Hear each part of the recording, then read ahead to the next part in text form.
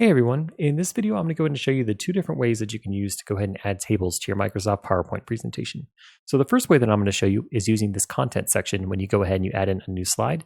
So if you come over here to Home, and you come over here to New Slide, you're going to see an option over here that says Title and Content. So this section right here where you see the little shortcuts where we can add in things like pictures and videos and tables, that's a content section. And there's also a way where you can actually add in tables directly under the Insert tab on your ribbons. If you come over to Insert, you'll see the table option, and then from here you can go ahead and select how many columns and how many rows you want. But let's go ahead and start with the content section. So if we come over to the content section, we can come over here and select the Insert Table option.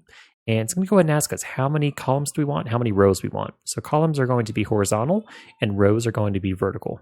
So let's go ahead and let's put maybe 4 columns. And then how many rows do we want? Let's say 5 rows, and we'll go ahead and hit OK. All right, you see it went ahead and built us a table. Now in our table, if you haven't worked with tables on Word or Excel or Google Sheets or anything like that, essentially what you would do is over here for your columns. So your columns actually appear vertically like this. So this is a column, this is a column, this is a column, this is a column. And within each of these columns, we're going to have at the very top the column name. So for this one, let's say we're working on a budget sheet. So here we would put bills. And then within the bills, we would put things like rent, food, pet expenses, whatever.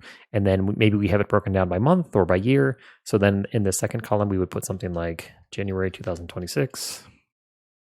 Over here, we would put February 2020. I know how to spell. February 2026. And we have March. Goodness gracious. March. Okay, there we go. March 2026. Now, within our table, what we would do is we would go ahead and we start adding in, like I mentioned, something here would be like rent or mortgage.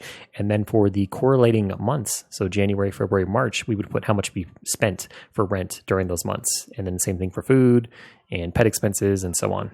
So that is how you're actually able to build tables using the content section. But let's go ahead and delete this table. Let's delete this whole content section. And let's go ahead and use the insert option to add in a table. So go ahead and select insert. Come over here to table, and then the same thing, but the difference is this time you see as we select the columns and the rows, it's going to show a preview of it on the slide. So from here, we can go ahead and we can decide, let's just pretty much do the same thing we did before. So we had, 4 columns, and then I think we had 5 rows.